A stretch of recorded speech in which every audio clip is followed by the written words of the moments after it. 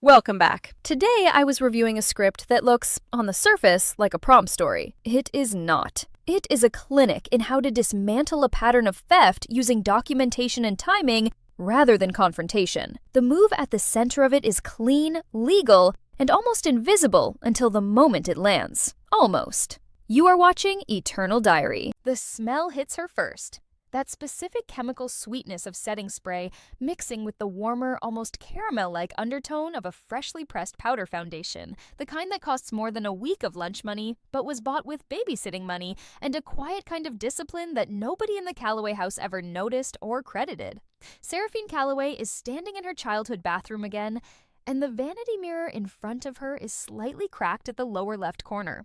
Oh, a diagonal fracture that has been there since the summer her sister Delilah threw a hairbrush at it during a fight about borrowed earrings that were never returned. The crack catches the overhead light and splits it into two versions of the same thing.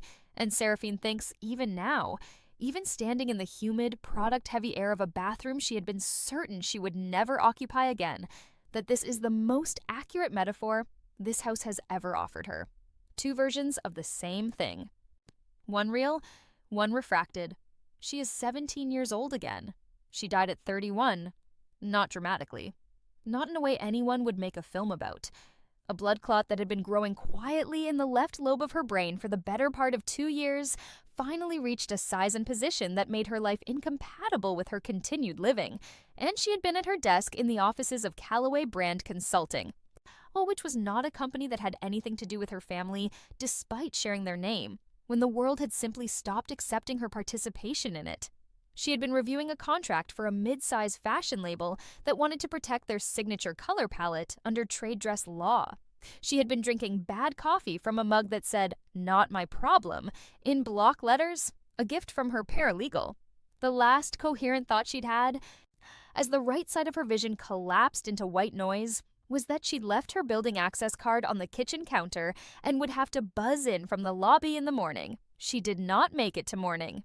And now she is 17, standing in the crack-mirrored bathroom of the house she grew up in, and the date on her phone, the old flip phone, the one that smells faintly of vanilla body spray because she used to keep it in her makeup bag, y'all confirms what the rest of her body is already telling her.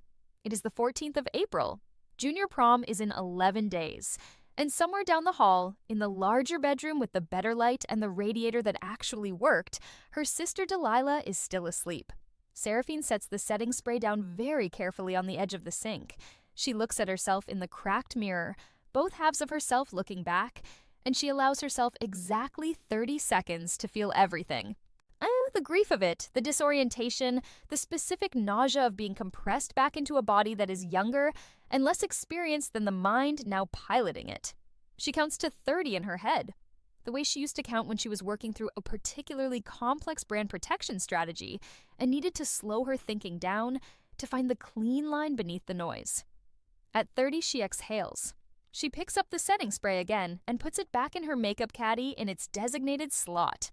Till the cold settles over her like a second skin. She is not surprised to be back here.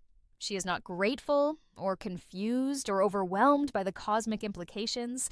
She is a woman who spent 14 years working in brand law and intellectual property strategy, and she understands, with a clarity that is almost clinical, that she has been handed a document to revise. She has the red line version. She knows every mistake, every clause that will eventually be exploited, every moment where she gave something away that was hers and allowed it to be claimed by someone who had simply stood close enough to watch her make it. She will not be making those mistakes again. She will not be making the mistake of prom night 11 days from now, specifically, where she will spend 4 hours on the most technically demanding makeup look of her teenage life. A soft sculptural approach to highlighting that she had developed through 6 months of YouTube tutorials and drugstore product experiments, and a kind of patience that her mother Patricia had never once acknowledged. A look that she had planned down to the specific order of application, the layering sequence, the way she'd blend the inner corner highlight with her ring finger at a particular angle to catch light from overhead rather than from the side. Because the gymnasium lights at Hargrove High ran warm and directional, and she had measured this. She had actually measured the color temperature of the gymnasium lights during the junior class community service event held there in February. using the light meter function on the photography app she'd downloaded 6 weeks prior for exactly this purpose. She had not known, in that first life, that Delilah had been watching her prepare. She had not known that Delilah had been photographing the product lineup from the doorway of the bathroom, using the phone's silent mode, capturing the sequence, the brands, the brushes, the exact positioning of the mirror lights Seraphine had rigged from a ring light she'd bought herself for her birthday, and positioned at the precise angle she'd spent a week calculating. She had not known any of this until she arrived at prom and found Delilah already there. Oh, already photographed by 3 separate people for the makeshift best dressed wall in the lobby, wearing a gold dress that was the same warm ochre as Seraphine's own dress, different cut but the same color family, and wearing a makeup look that was Seraphine's look. Her highlight placement, her blush positioning, her inner corner technique, the specific lip combination that Seraphine had spent 40 minutes perfecting in practice sessions, owned a nude liner slightly outside her natural lip line overlaid with a clear gloss and a single tap of champagne pigment in the center. The photograph from that night lives in a box somewhere in Seraphine's memory, which is also Seraphine's storage unit, because she had cleaned out her childhood bedroom at 22 and kept almost nothing except the things that mattered. Oh, and the photograph shows 2 sisters standing 6 feet apart in a school gymnasium that smells of industrial cleaning product and cheap cologne. And one of them looks like she is trying very hard to appear unbothered. And one of them looks like she has just won something. And both of them are wearing the same face. Delilah won prom queen that night. Seraphine has spent 14 years understanding exactly why that detail has never stopped mattering to her. And it is not because of the crown. Oh, which was a plastic circlet from a party supply vendor, and would have turned green within a year. And it is not because of the votes, though she has also spent time understanding those, and it is not even entirely because of Delilah's expression when her name was called, that particular expression that Seraphine has cataloged over a lifetime of observation as Delilah's landing face. The face she makes when something she has taken has officially become hers in the public record. It matters because it was the first time the pattern was formalized. Every major inflection point in Seraphine's life after that night followed the same architecture, the college recommendation letter from the art teacher that was meant for Seraphine and that Delilah intercepted and supplemented with her own name, a discrepancy Seraphine didn't discover until after admissions decisions had been distributed. With the internship at the graphic design studio on Meridian Street that Seraphine had applied to in November and mentioned to Delilah in passing, only to find that Delilah had applied 3 weeks later using several of Seraphine's portfolio pieces with her own name on them. A strategy that worked because the studio director had preferred candidates who could demonstrate range, and Delilah's borrowed range was wide. The business methodology Seraphine had spent 8 months developing, the brand color as IP framework that she'd built into a consulting specialty, that appeared in a published piece under Delilah's byline in a trade journal 18 months after Seraphine had shared her working drafts in a moment of sisterly openness she had spent years regretting. Seraphine is not going to share anything in this life, but she is also not going to fight in the way that leaves marks and gives Delilah the opportunity to perform victimhood, which is Delilah's most powerful defensive tool, and the one that consistently worked on their mother Patricia, whose love for both of her daughters ran on a current that had always favored the daughter who needed her more. And Delilah had always needed her more, loudly, visibly, at volume, in the way that filled rooms and demanded response, while Seraphine had needed things quietly and in languages her mother did not speak. She is going to do something different. She is going to document everything first, and she is going to do it in a way that creates a public, time-stamped record that cannot be revised or explained away, because the one thing Seraphine knows with the precision of 14 years of professional practice is that in any dispute over authorship or originality, the party with the earliest verifiable timestamp wins. Not morally, not emotionally. I will legally and factually, and in the court of every observer who will look at the evidence and arrive at the only conclusion the evidence permits. She opens her phone, the flip phone. She nearly flinches at the screen resolution and then remembers that she is 17 and this is the instrument available to her and that she has worked with worse. She opens the photo function. She photographs her makeup caddy in its current state. Every product visible, every brush laid out. And she does this with the date stamp feature turned on, which she will check in the phone settings this afternoon to confirm it is functioning correctly. She photographs the layout of the bathroom vanity. She photographs the ring light at its current angle. She opens the notes function on the phone and begins typing a document that she titles, with the flat practicality of someone who has written more legal memos than birthday cards, Prom Look Development Log. She types the date. She types the time. She begins to type a detailed description of every element of the look she is building. Down the hall, she can hear the particular pattern of Delilah's morning movements, the heavy roll of the body turning in bed, the 3-minute silence that follows, the eventual negotiation with the alarm that Delilah always lost on the third snooze because she had never, in either of her sister's lifetimes, actually intended to wake up at the first alarm she set. Seraphine knows this pattern the way she knows the crack in the mirror. It is part of the structure of this house, and she has spent too many years inside this structure to be surprised by any of it. She continues typing. She logs the highlighter. She logs the specific brush she uses for it. A small fan brush from a drugstore brand that she had discovered produced a lighter, more diffused application than the higher-end options. A discovery that had taken her 3 weeks of experimentation to arrive at. She logs the blush placement, the angle, the note about the gymnasium lighting. She logs the lip combination, the specific sequence of liner and gloss and pigment, the application technique, the timing, the way she dabs rather than strokes for the final layer to prevent the pigment from moving. She logs everything. This will take 11 days to build properly. She has the time. What she does not have yet is the platform. And this is the second element of the architecture she is building, because documentation that exists only in a private phone log on a flip phone that can be lost or broken or dismissed is documentation with limited defensive utility. What she needs is a public record, created in real time, that places her authorship of this look into a space that exists outside her own possession and outside Delilah's ability to access or alter it. She thinks about this problem for 4 days, all fitting it into the available infrastructure of 2008, and arrives at a solution that is low cost, low effort, and entirely period appropriate. She starts a blog. It is not a vanity project. She is precise about this distinction in her own mind. The blog is a legal instrument dressed in the casual clothing of a teenage makeup diary, and she approaches its construction with the same intentionality she would bring to drafting a trade dress filing. She chooses a free platform because paid platforms require credit cards she does not have access to, and she names the blog something unremarkable, Sarah's Beauty Notes, because remarkable names attract attention before she is ready for attention, and she needs several weeks of quiet, dateable posts before prom night creates any context in which this platform becomes relevant. She posts on day 4 of her 11-day countdown. The post is detailed. She photographs the products, the setup, the ring light configuration, and she writes a description of the look concept she is building, the rationale behind the natural light referencing approach she is using for gymnasium lighting, the reason she has chosen a chameleonic highlight technique over a more conventional application, the blush positioning strategy.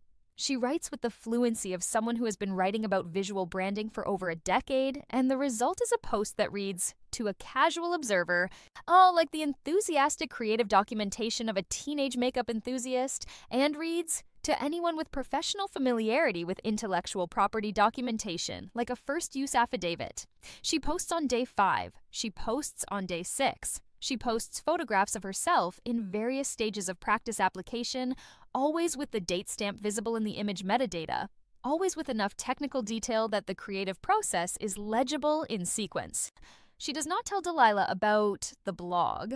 She does not tell her mother about the blog. She tells exactly one person about the blog, and that person is Nia Okafor, her best friend since 7th grade, who is the only person in Seraphine's life who has ever asked the right questions rather than the comfortable ones. Nia is currently in the process of deciding between 2 prom dresses and has an opinion about lip liner that is wrong but charming.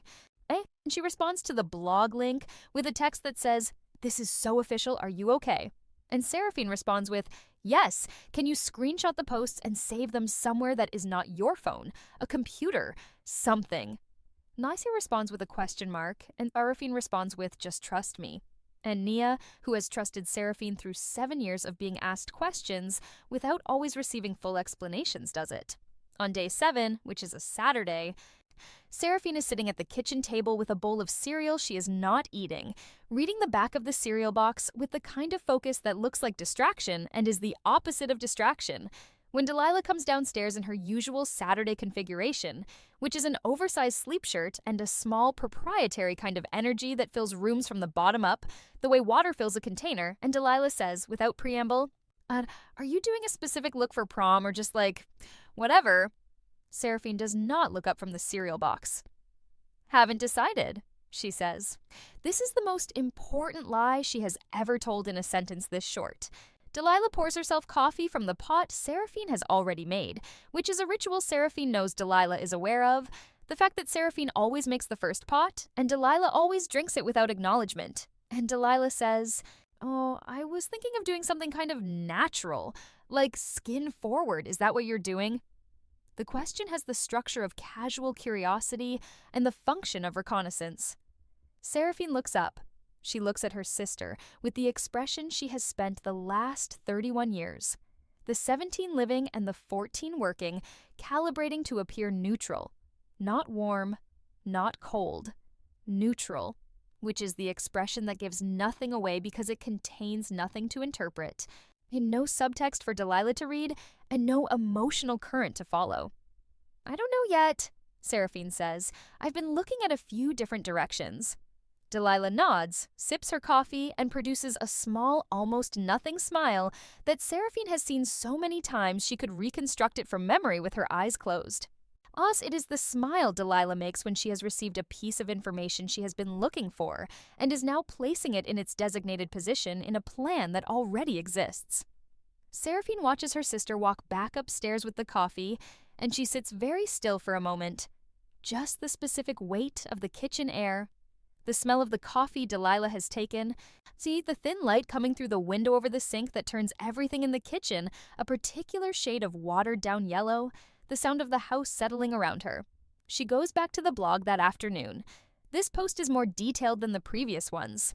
She describes the exact product combination she is using for the highlight, noting the specific shade number and the finished description from the packaging. The reason she is choosing this combination over the alternatives she has tested.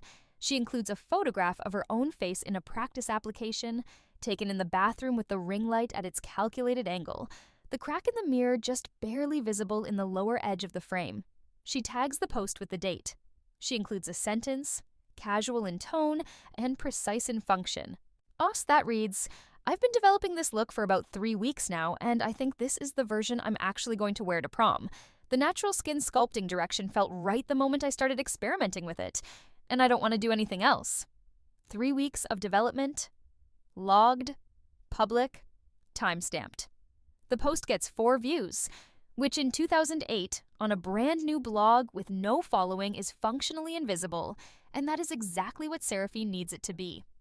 Visible enough to exist in a platform's servers. Invisible enough not to attract Delilah's attention through social osmosis, which is the channel through which information in their school primarily moved, the overlapping social graphs of Hargrove High operating as a single collective intelligence that could process and distribute information across 600 students in the time it took to walk from one building to another. On day 8, she goes to the school library during lunch.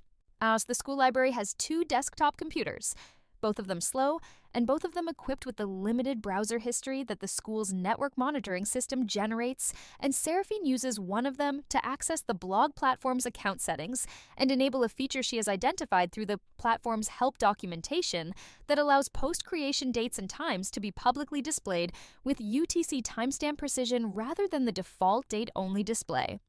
She also accesses the platform's terms of service documentation, reading through the content ownership section, and confirms what she already knew from a parallel version of this research she conducted at 31, that original content posted to the platform retains the authorship of the creator, and that the platform's timestamp metadata constitutes a form of recordable first-use documentation in the context of subsequent disputes. She screenshots the terms of service section on the library computer and emails the screenshot to her personal email address. She goes back to her cereal. Day 9, Seraphine is getting ready for school when she becomes aware of a specific quality of silence outside the bathroom door. It is not the silence of an empty hallway. It is the silence of a person who has stopped moving, the particular acoustic signature of a held breath, out of someone managing the small sounds their body makes in order to not be detectable. Seraphine knows this silence because she spent 17 years on the other side of doors that contained her sister, and she knows the difference between the silence of absence and the silence of presence that is attempting to pass for absence. She is applying the 8th practice iteration of her look. She is very careful not to deviate from the version she has been photographing and logging. Anya, because consistency is the thing that makes documentation compelling, and she is not doing this for pleasure, she is doing this for the record. She keeps working. She hears the faint, unmistakable sound of a phone camera, the particular non-sound of a phone camera that is set to silent, but still produces a minimal mechanical focus adjustment sound that is about 4 decibels above actual silence and therefore audible to someone who is listening for it. The door is not locked. Son, she left the door unlocked. This was a decision. In her first life, she had locked the door on prom day because she wanted privacy for the process. And the locked door had not stopped Delilah from photographing the product lineup from the crack between the door and the doorframe, a gap of about 4 centimeters that was sufficient for a phone lens pointed at the vanity shelf. The locked door had simply made the reconnaissance slightly more effortful and not in any way less successful. Just in this life, Seraphine has left the door open approximately 3 inches, an angle that provides a clear view of the vanity shelf and the ring light configuration, but does not provide a clear view of her face during application, because she has positioned herself at a 15-degree angle to the door that puts her face at a sightline that the door's open angle does not accommodate. Anyone photographing from the hallway will capture the product lineup with precision. As they will not capture the application technique, they will not see the way she holds the fan brush, the angle of approach, the specific dabbing motion at the inner corner, the finger placement for the final highlight blend. This is the difference between capturing equipment and capturing process. Delilah has always been very good at replicating equipment. She has always struggled with process. Seraphine continues applying her foundation with the same even, unhurried strokes she has used in every practice session, and she thinks about the prom queen voting system at Hargrove High, which is a paper ballot system administered by the student council during the last period on the day of prom. And she thinks about the people who vote, and she thinks about the things she knows about the voting pattern at Hargrove that she did not know at 17 the first time, but has spent 14 years understanding. The prom queen at Hargrove has been, for the last 6 years in a row, the person who was most visible in the lobby when students arrived for the event, which sounds reductive, and perhaps is reductive, but is also simply accurate. The lobby of Hargrove's gymnasium complex has a natural bottleneck where students queue to have their tickets checked, and where photographs are taken against a backdrop that someone on the decorating committee assembles every year from streamers and a rented banner. And the person who arrives at the right time and positions themselves in the right space in that lobby during the 30-minute window before the doors open tends to receive a disproportionate number of photographs and a disproportionate amount of conversational traffic. And conversational traffic is the primary driver of prom queen votes, because people vote for the person who is most present in their recent memory. And presence in recent memory at a prom is almost entirely a function of the previous 45 minutes. Seraphine has already arranged with Nia to arrive at 7:15, which is 15 minutes before the gymnasium doors open, and to position themselves near the photograph backdrop in a way that is casual and not strategic looking, because the appearance of strategy in a social context produces a specific kind of resistance in observers that undermines the goal. She has also done something else. And she has done the thing that required the most restraint and the most planning and the most precise calibration of her own impulses, which have, since her return to 17, been frequently suggesting more aggressive approaches that she has recognized as emotionally satisfying in theory and strategically counterproductive in practice. She has posted on the blog every single day. She has built, over 9 days, then a document trail that establishes her natural look development as a 6-week creative project with daily evidence of evolution and intention. She has included notes about the gymnasium lighting. She has included notes about the specific effect she is trying to achieve, the way she wants the look to read under warm directional overhead light, the reason she is choosing luminosity over coverage, the technical rationale for every choice. She has written these notes in the voice of a teenager who is enthusiastic about makeup, and also, underneath that voice, in the grammatical and logical structure of someone who has written hundreds of pages of brand development documentation and knows exactly what elements a first use claim requires. She closes her eyes while the setting spray dries. She thinks about Delilah, specifically, because she has been thinking about Delilah with a kind of structural rigor that is different from the way she thought about her in her first life, when the thinking had been emotional and recursive and exhausting, and when she could never quite get to the bottom of why her sister did what she did, because she kept expecting the answer to be something personal, some specific wound or resentment or specific incident, and the answer was not personal and was not specific and was not an incident. The answer was a pattern. Delilah took things that belonged to Seraphine, not because she resented Seraphine specifically, but because Seraphine was the person closest to her who produced things worth having. And Delilah had identified, early, that the cost of taking from Seraphine was low, because Seraphine's natural response to loss was to make a new thing rather than to fight for the old one.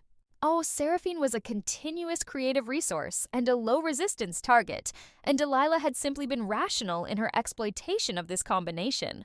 Understanding this does not make Seraphine feel better, but it makes the strategy clearer, because what you do about a rational actor is not what you do about an emotional one. You do not appeal to conscience. You do not perform hurt. You adjust the cost structure. You make the taking expensive. You make it public. You make it so that the record of the taking is more visible than the thing that was taken, and you do this not to punish, though punishment is a consequence, but to establish, permanently and in a medium that does not degrade, the sequence of events. Seraphine knows that Delilah will replicate the look. She knows this the way she knows the crack in the mirror, and the weight of the morning air in this kitchen, and the specific pattern of sounds that precede Patricia Calloway telling one of her daughters that she needs to take care of something herself. Delilah will see the product lineup, will reconstruct it from what she photographed, and will apply it with the competence that she has from watching Seraphine. Only which is not as good as Seraphine's own competence, but will produce something that is recognizable to someone who has not seen the original, which is most people, because most people have not been watching Seraphine practice this look for 9 days. But the blog has. The blog has been watching. The blog has 19 posts, each one dated, each one building a specific and coherent visual and technical narrative of a creative process that belongs to one person. And that person is the person who is going to walk into the gymnasium at 7:15 on Saturday night with Nia Okafor and stand near the photograph backdrop and talk to people she knows and not mention the blog at all, because she does not need to mention it tonight. She only needs it to exist in the condition it is already in, ready to be found by the first person who goes looking. Day 10. Patricia is in the kitchen when Seraphine comes downstairs. And Patricia has the particular quality of morning energy that suggests she is about to say something about the logistics of prom that will require Seraphine to manage several things at once while appearing to be primarily occupied with breakfast. Patricia is a small woman with the kind of persistent beauty that has survived her 40s and is heading into her 50s with the look of a person who has been making good decisions about moisturizer and bad decisions about everything more complicated than moisturizer for the last 30 years. She loves both her daughters. Seraphine has never doubted this. But she loves Delilah with the active, attending energy of someone tending a fire that might go out. And she loves Seraphine with the comfortable confidence of someone who has assessed a situation and determined that it is stable and requires no active management. This is not a critique. It is a structural observation about how Seraphine came to be so independently functional and how she came to be so consistently overlooked. Delilah needs the bathroom from 6 to 8 on Saturday, Patricia says. And she says it with the tone of a person sharing information rather than asking permission. Because in this household, it has always been information rather than a question, when the subject is Delilah. That works, Seraphine says. I'll use it from 4 to 6. Patricia looks slightly surprised in the way she always does when Seraphine has already solved the problem before Patricia has finished presenting it. Oh, good. I figured there might be some overlap situation. No overlap, Seraphine says. She pours her coffee and she does not say what she is thinking. Which is that she has been done with her look by 6 o'clock in all 9 practice sessions. and that the 2-hour bathroom window starting at 4 is 1 hour and 20 minutes more than she has ever actually needed for the full application. What she does say, which she says with the flat neutrality she has been practicing for 9 days, is Delilah doing a specific look or just keeping it simple? Patricia considers this with the thoughtful expression of a woman who is replaying a conversation she had with one daughter and deciding what to tell the other one. She said, natural. She said she wanted something that felt real, not overdone. Something that looked like her. Seraphine nods. She finishes her coffee. She thinks about the word real and the way it is being used here, as a brand value. A positioning statement, the kind of language that is applied to something that is attempting to establish an identity, and that works very well when the claim is credible and very badly when the record suggests otherwise. She posts the final pre-prom entry on the blog that evening. It is a full look breakdown. She photographs herself in the completed look from 3 angles, in the bathroom light with the ring light at its calculated position. And she writes a description of every element in the order she applied them, the timing of each step, the specific technique for each element, and she closes the post with a sentence that says, with the plain honesty of someone who is not trying to appear plain and honest, but simply is, this look took about 6 weeks and 30-plus practice sessions to get right. The version you see here is the one I'll be wearing Saturday, Hargrove Prom 2008. 30-plus practice sessions, 6 weeks. Our Prom 2008. All time-stamped, all public. She goes to bed. She does not sleep immediately, which is the correct way to know that she is human underneath the strategy, because the strategy has been clean, and the execution has been clean, and the documentation is solid, and she knows what the outcome will be, and she still cannot sleep because she is 17 years old, and tomorrow is the day before prom, and in the adjacent bedroom her sister is sleeping, and this is still real? All of it is still real, the crack in the mirror and the stolen coffee, and the question about natural looks, and the phone camera sounds in the hallway, and the look in Patricia's eyes when she talks about Delilah's plans, as though they are simply the weather, simply the ambient condition of their shared life that everyone should arrange themselves around. She breathes through it. She does not assign it anywhere. She does not file it in the category of grief or resentment or the specific kind of exhaustion that comes from loving someone who costs you things. She breathes through it, and she lets it sit in her chest at its true size, which is considerable, and she does not make it smaller and does not make it bigger, and at some point during the process of leaving it at its true size, she goes to sleep. Saturday, prom day. The bathroom at 4 o'clock smells of hot water from Patricia's afternoon shower and the specific lingering trace of whatever hair product Delilah used this morning, which is a floral synthetic combination that Seraphine associates with the quality of presence Delilah leaves behind in rooms she has recently occupied, a kind of territorial marking that is probably not intentional and is nonetheless very effective. Seraphine opens the bathroom window 2 inches to let the floral synthetic scent out and the April air in, which is cool enough to tighten her pores slightly, which is actually useful. She begins. She has done this 32 times in practice. This is the 33rd application, and it is different from the 32 preceding it only in the fact of its finality, which she is choosing not to let register in her hands, because hands that are trembling or over-deliberate produce different results than hands that are simply doing the thing they have done 32 times already. She starts with skin prep. She moves through primer, foundation, concealer in the precise sequence the log documents.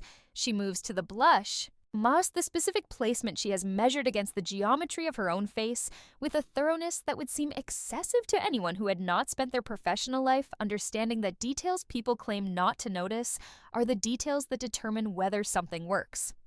The highlight last. She has been thinking about this moment for 11 days. And as it arrives, she understands with a clarity that is quiet and not theatrical that this is not actually about the highlight and was never about the highlight. The highlight is a technique she developed through patience and observation and a specific kind of methodical curiosity that she has had since she was small, and that nobody in this house ever recognized as a form of intelligence because it was not the kind of intelligence that announced itself in ways the house knew how to read. The highlight is the evidence. The crown, if it comes, is the outcome. But what this is about, the thing underneath all of it, is the question of whether the record will exist in a form that can be read. It will. She applies the highlight, the fan brush at its angle, the tapping motion, the blend, the inner corner catch with the ring finger, the way the warm gymnasium light will find it in 4 hours and read it exactly the way she calculated. She photographs herself in the ring light.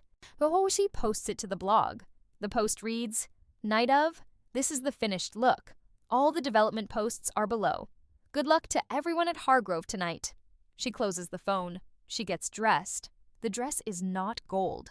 She changed the dress because in her first life she had worn warm ochre gold, and in this life she has worn something different. Not from insecurity, and not because she is afraid of Delilah wearing the same color, but because she identified, approximately a week into this exercise, that the most powerful thing she can do tonight is not compete with Delilah on the same visual terms. She is wearing pale sage green, which is not a color that Delilah has ever worn voluntarily, and not a color that anyone else in her immediate social circle has claimed as their prom color, and which is the exact color that she had been moving toward professionally for the last 2 years of her working life as a brand consultant. The color she had identified as the emerging tone for authentic positioning brands that wanted to signal naturalness without performing it. She looks like herself. Not like a version of someone else's plan for her. Not like the image she was building toward to compete with her sister. Like herself, specifically, which is the rarest look and the hardest to copy, because copying requires understanding the original, and you cannot understand something that is entirely internally generated. And Nia arrives at 6:50. Nia is wearing a deep burgundy dress that is excellent, and she is also wearing an expression that is the particular Nia Okafor expression for "I have questions and I am temporarily not asking them," which is the expression she wears when she has decided to trust Seraphine's process while maintaining her right to a full debrief afterward. "You look," Nia says, and then pauses in the way that means the word she is looking for is not the usual word and she is finding it. Accurate. Accurate, Seraphine says. Like you look exactly like you and it's somehow more than you usually do, which is confusing. It's the highlight. It's something, Nia says. They take the bus, which is not glamorous and which Patricia offered to drive them past in favor of. But Seraphine said no to because they need to arrive at 7:15, and Patricia's driving relationship with time is loose in a way that Seraphine cannot accommodate tonight. Here's the bus smells of plastic seating and another passenger's takeout, and the particular quality of April evening air that comes through the ventilation crack above the back windows, which is cold and clean and very real. Nia is looking at her from the adjacent seat with the full attention energy that means she is doing the Nia thing, where she reads the room at depth without narrating it aloud. Something is happening tonight, Nia says. It is not a question. A lot of things are happening tonight, Seraphine says. Something specific. Seraphine considers this for a moment, the bus moving through the yellow-green of April streetlights, and she says, because Nia has earned honesty, and because Nia is also part of the documentation strategy in a way that is about to become relevant, you have those screenshots. On my computer at home, yeah. And on the school library computer? I emailed them to my school account, yeah. Good, Seraphine says. And Nia is quiet for 2 seconds. This is about Delilah. Tonight is about me, Seraphine says. Delilah is a variable I've accounted for. Nia sits with this for the remainder of the bus ride with the particular patience of someone who has had 7 years of practice being Seraphine's best friend and has developed a specific kind of trust that does not require complete information to function. They arrive at 7:12. The gymnasium complex is already lit from the inside. The warm yellow bleed of the event lighting coming through the double doors at the lobby entrance. And there are other early arrivals scattered across the entrance area, small groups in formal wear doing the social calculus of where to stand and whom to approach and how to perform the experience of having arrived, which is a performance Seraphine has always found transparent and has now, in this life, decided to approach differently. She approaches it by simply standing near the photograph backdrop without performing the act of standing there. She talks to the people she knows, which is a larger number than she has ever acknowledged, because she has spent her first life being less visible than she was, And she lets the conversations happen in the natural way of conversations between people who have been in the same building together for 3 years and have things to say to each other. And she does not reference her look, and she does not reference Delilah, and she does not reference anything that exists in the infrastructure of what she has built over the last 11 days, because none of that infrastructure is meant to be visible tonight. It is meant to be findable. At 7:31, Delilah arrives. She arrives with 2 friends, Cassie Moreno and Britt Hall, who are Delilah's operational support network in the way that all highly social people maintain a supporting cast that amplifies their presence. And Delilah is wearing a gold dress, warm ochre, different cut, but the same color as the one Seraphine wore in her first life. And Delilah is wearing a makeup look that Seraphine recognizes with the precision of someone who has applied its components 32 times. The blush placement, the highlight position, the lip combination, not perfect. Under the inner corner catch is less precise because Delilah did not have the application technique, only the products, and the technique is the part that lives in the hands and cannot be photographed. The overall effect is recognizable as an attempt at the look Seraphine developed, and it is a competent attempt. And it is, unmistakably, not original. Seraphine watches Delilah scan the lobby. Delilah finds her, and something moves across Delilah's face, fast and then replaced. Oh, the look of someone who has arrived at a destination and found the terrain different from the map. She was expecting Seraphine in gold. She was expecting competition on the terrain she had chosen, the gold and glamour direction that had been Seraphine's first life plan, and she was expecting probably to be the better version of it, which is the logic of copying, the logic that assumes the copy can perfect what the original built. She was not expecting pale sage green.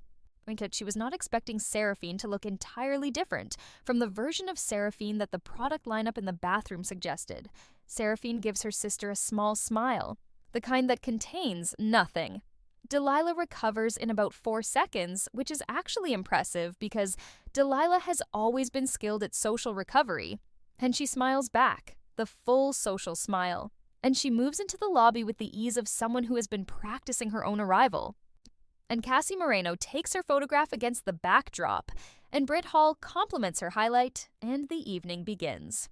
Seraphine turns back to the conversation she was having with Marcus Webb and Priya Okonkwo about whether the DJ at last year's prom had actually played the same song 3 times or whether everyone had imagined it collectively, and she says something that makes Marcus laugh, and she is not thinking about Delilah. She is not thinking about Delilah in the way that requires active effort. She is simply not thinking about Delilah the way she is not thinking about the ceiling of the gymnasium, which is simply there, simply the structure of the space she is occupying, not requiring her attention or her management.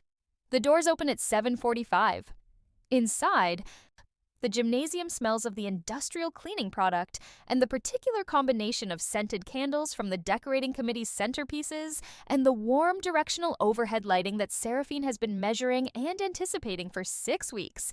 And when she walks through the doors and the light hits the inner corner of her eye where the highlight is applied, she knows it is doing exactly what she calculated it would do, catching it at the precise angle she measured in February. As reading warm and clean and not overdone reading, she thinks with a satisfaction that she keeps interior and contained, like someone who thought about this carefully and got it right. Nia beside her says, "Oh," in a very quiet voice. "What?" "Your whole face just changed in this light." That was the plan. "You're kind of terrifying," Nia says, with the tone that means she means it as a compliment. The next 2 hours are the ordinary architecture of a prom, which is to say they are a series of conversations and photographs and songs that arrive at their high energy moments and then collapse back into the murmur of 200 teenagers in formal wear navigating the particular social complexity of an event that has been presented to them as the most significant night of their high school experience. And that is, in practice, simply a night, a good one or a bad one, depending on the variables they brought into it. Seraphine dances. She does this with a genuine lack of self-consciousness that is the direct product of having died and come back, of having stood in a bathroom at 31 and looked at the last contract she would ever review and understood in the final moment before the white noise arrived that she had spent too much of her life being careful, and that careful had protected her from some things and cost her others, and that the cost ledger was more complicated than she had understood at the time. Or she dances with Nia and with Priya and briefly with Marcus, who is a better dancer than anyone has given him credit for. And she eats some of the food from the catering table that is predictably mediocre and genuinely acceptable. And she drinks the non-alcoholic punch that tastes of concentrate and optimism. And she is present. She is genuinely, fully present. This is the thing she built the documentation for. Not so she could be absent from the night, monitoring the room for outcomes and adjusting strategy in real time. She built the documentation so that she could be present, because presence was always the thing she traded away in her first life for vigilance. And vigilance had not protected her from the things she feared, it had only made her aware of them while they happened. The prom queen ballot is distributed at 9:45 by the student council treasurer, who moves through the room with a clipboard and a stack of half-page ballots, and a box that says ballot on one side in marker that has been crossed out and rewritten 3 times, and everyone who wants to vote fills out their ballot and deposits it in the box. And the counting happens backstage during the next 40 minutes while the DJ continues, and the announcement is made at 10:30. Seraphine knows the approximate vote distribution before the announcement. She knows it from the lobby, from the quality of conversational traffic she generated in the 45 minutes before the doors opened, which was more than she had generated at any equivalent event in her first life, because she had been present in it in a way she had not been present before. Not managing Delilah-adjacent variables, not running the secondary calculation of how she was being perceived in comparison to her sister, simply herself in the space, talking to people, making Marcus Webb laugh. And she knows it from the way the night has moved, the way people have come to talk to her in a loose, organic stream that is different from the more directed, social capital-driven traffic that tends to cluster around Delilah, because Delilah's social presence is high energy and performative in a way that draws people in quickly and releases them at roughly the same speed, where Seraphine's has always been lower intensity and more durable. The kind of presence that leaves people with a better impression of the conversation than they had walking into it. She does not calculate a victory from this. She notes it.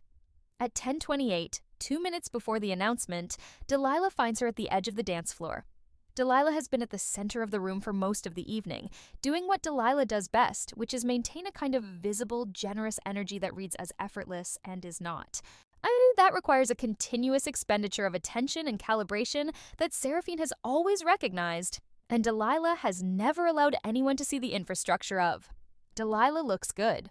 The look is not Seraphine's look executed to Seraphine's standard, but it is Delilah's version of Seraphine's look executed to Delilah's is standard, which is considerable, and the gold dress is doing what gold dresses do under warm gymnasium lighting. Yet Delilah looks at Seraphine with an expression that Seraphine has not seen before on her sister's face, and it takes her a moment to identify it, because it is not in her catalog of Delilah expressions, and then she identifies it. It is assessment.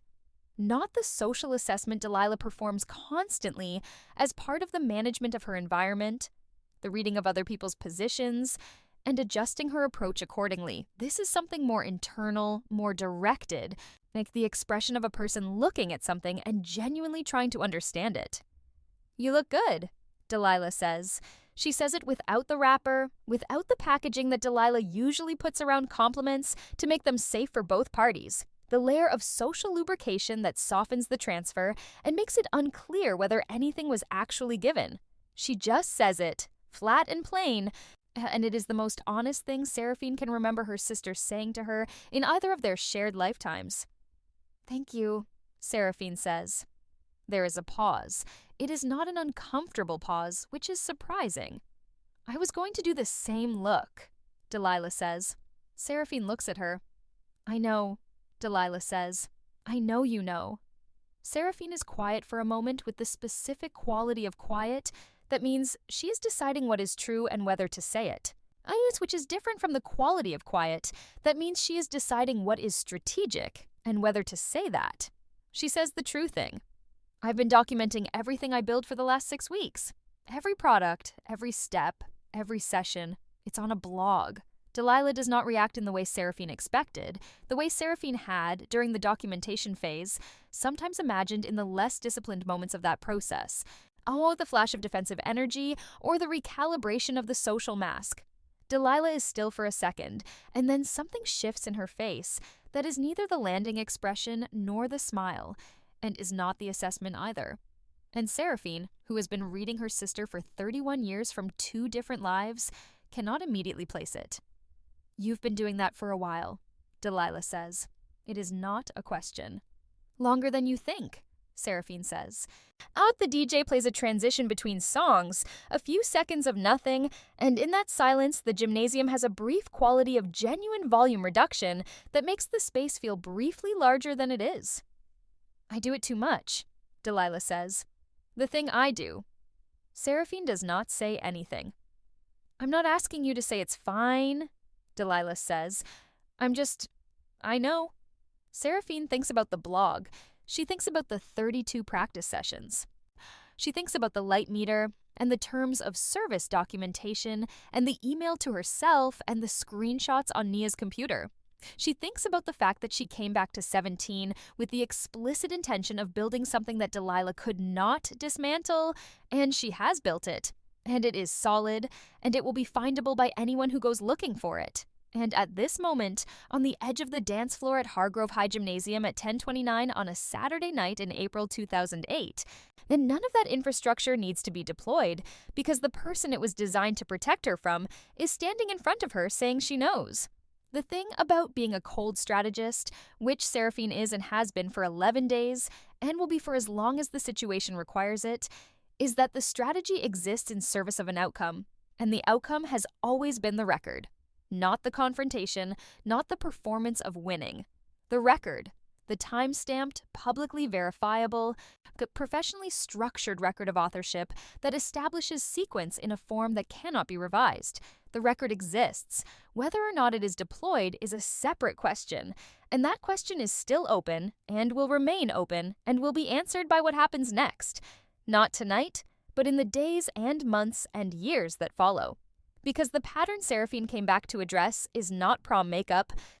The pattern is the architecture of a relationship in which one person creates and one person takes. And one conversation at 10:29 on a Saturday does not re-architect that structure. And Seraphine knows this in the exact same way she knows the ring light angle and the gymnasium light temperature and the font size on the platform's terms of service documentation. She knows it the way a person knows something they have looked at closely from every angle in the best available light. "Oh, I know you know," Seraphine says. And then, because she is 31 years old, inside the body of a 17-year-old, and she has lived with this long enough to have a precise understanding of what it costs to let it be smaller than it is. Knowing isn't the same as stopping. Delilah is quiet. The DJ finds the next song. The announcement comes at 10:32. 2 minutes late, which is consistent with every Hargrove prom announcement in the last 4 years, be it because the student council treasurer always miscounts at least one stack of ballots and has to recount, and the resulting delay has become a tradition that nobody acknowledges as a tradition. The student council president, a junior named Devin Marsh, who has the specific quality of amplified nervousness that comes from holding a microphone in front of 200 people while trying to appear calm, reads the prom queen announcement from a folded piece of paper, Seraphine Calloway. The sound of her name in Devin Marsh's slightly unsteady voice travels across the gymnasium with the particular acoustic signature of gymnasium sound, bouncing from the industrial ceiling and the wooden floor and the draped fabric of the decorating committee's tablecloths, arriving at Seraphine's ears in the fractionally delayed way that large space acoustics produce, a half beat behind its own announcement, as though the room needed a moment to confirm that this had happened. Nia makes a sound beside her that is not a word.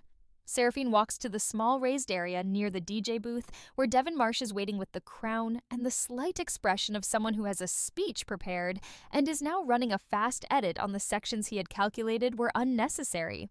The crown is placed on her head. It is, as she knew it would be, a plastic circlet from a party supply vendor, and it will turn green within a year. And it is real and present, and sitting on her head in a gymnasium in April 2008. And the lights are warm and directional and doing exactly what she measured them doing 6 weeks ago. She does not look for Delilah. She looks at Nia, who is recording on the small digital camera she borrowed from her older brother for this specific purpose, and who has tears on her face that she will deny for approximately 1 day, and then admit to with the frank honesty that is the reason Seraphine has trusted her for 7 years. And Seraphine smiles with the fullness of it, the complete, unmanaged, undivided fullness of a moment that belongs entirely to her, that was built by her, that is documented as hers, that will remain hers in whatever form the record takes across whatever timeline this second life follows. She allows herself this. Then she takes the crown off her head, very carefully, and holds it in her left hand like the object it is, which is an inexpensive party supply item, a circlet of painted plastic, a marker for something that was never about the object. Devin Marsh, still holding the microphone, says, "Do you want to say anything?" Seraphine looks at the room. 200 people in formal wear, the warm directional light. I use the smell of cleaning product and centerpiece candles and someone's cologne from the back corner, the full human texture of it. "No," she says. She steps off the platform. Nia hands her a cup of the concentrate and optimism punch, and they drink it standing at the edge of the dance floor. And somewhere across the room, Delilah is in her gold dress with the copied look and the landing expression recalibrating in real time. And the blog exists on a platform server with 33 posts and a clear timestamp chain, and Nia's screenshots on her school library computer, and Patricia is at home watching television, and the crack in the bathroom mirror is still there, and the ring light is still at its angle in the bathroom, and in the morning, the world will be exactly what it is, what it was, what it has always been, and the record will be in it. The DJ plays the next song.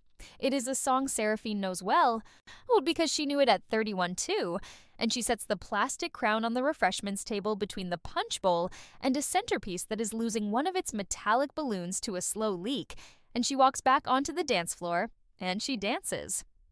In the last week of April, a girl in Seraphine's AP English class named Tara Nguyen approaches her at the library computer bank and says that with the particular energy of someone who has found something interesting and is not quite sure of its status. "Did you see that blog post thing is going around? The prom makeup one?" Seraphine says she saw it. Tara says, "It's kind of wild that your sister wore basically the same look after you'd been posting about it for like a month."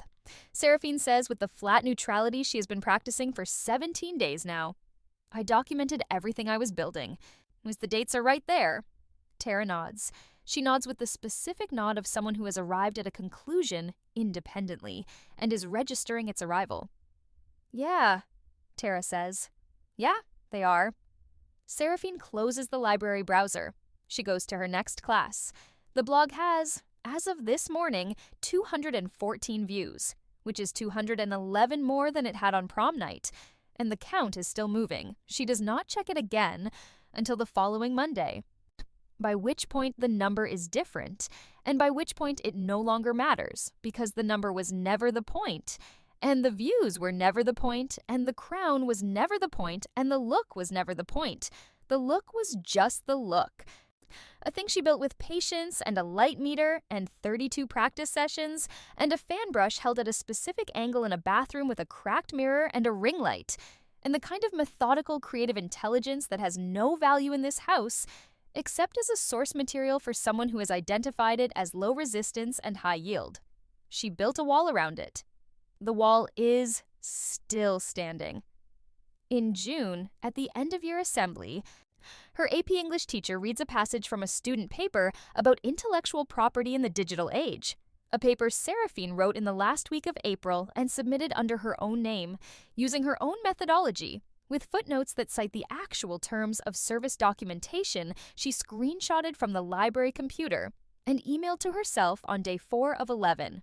The teacher does not say whose paper it is until the end of the reading, and by the time she says Seraphine Calloway, the room has already been sitting with the quality of the thinking in it for 3 minutes, and that quality does not require a name attached to it to be what it is.